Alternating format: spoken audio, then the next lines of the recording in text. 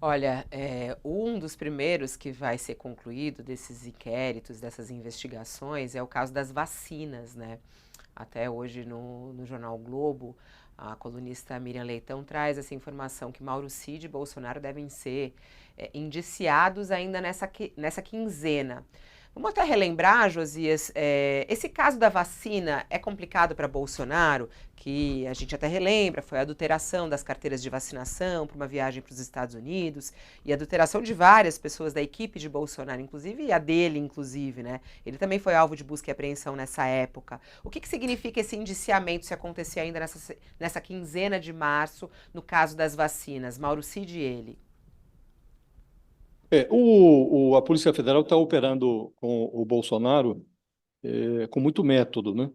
E a gente já pode dizer, Fabiola, que o Bolsonaro vai frequentar os palanques de, de 2024 na condição de indiciado ou de réu. Então, este é o cabo eleitoral do PL, o cabo eleitoral remunerado pelo Valdemar Costa Neto com verbas do contribuinte brasileiro.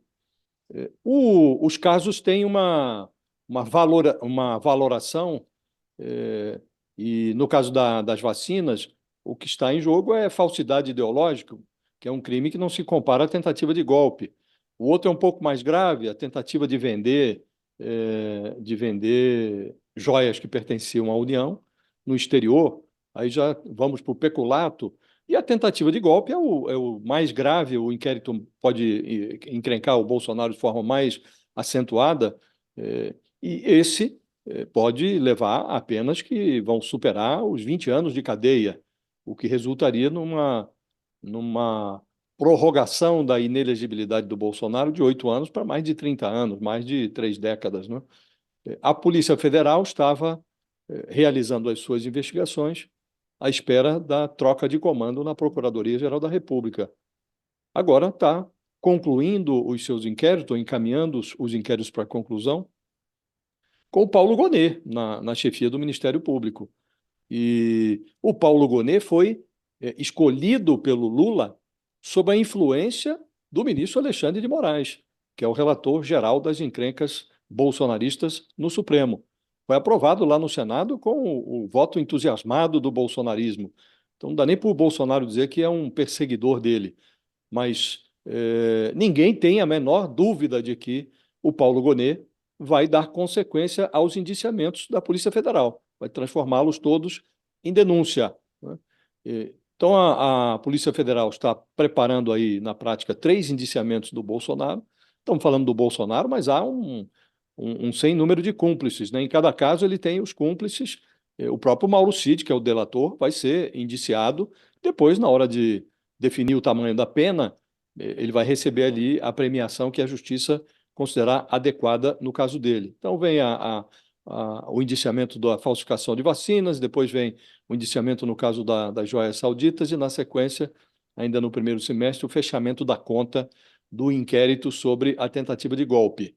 Então, confirmando-se a denúncia, que ninguém tem dúvida em relação às 3 denúncias, vai restar ao Supremo 2 possibilidades: ou condenar o Bolsonaro ou condenar o Bolsonaro. A absolvição, uma sentença suave, sem cadeia, desmoralizaria o Supremo, que já impôs aí aos peixes miúdos do 8 de janeiro sentença de até 17 anos de cana. Então, num cenário como esse, você absolver o Bolsonaro ou impor a ele uma pena michuruca seria a própria desmoralização da Suprema Corte. Então, ninguém concebe algo que não seja um desfecho com uma sentença muito draconiana, sobretudo no caso da tentativa de golpe. É o que vai resultar, sem nenhuma dúvida, Fabiola, numa pena de prisão para o Bolsonaro e para esses tubarões aí da cúpula do alto comando do golpe, né? Então, de concreto, por hora, nós temos que o Bolsonaro frequentará os palanques como indiciado, quiçá como réu.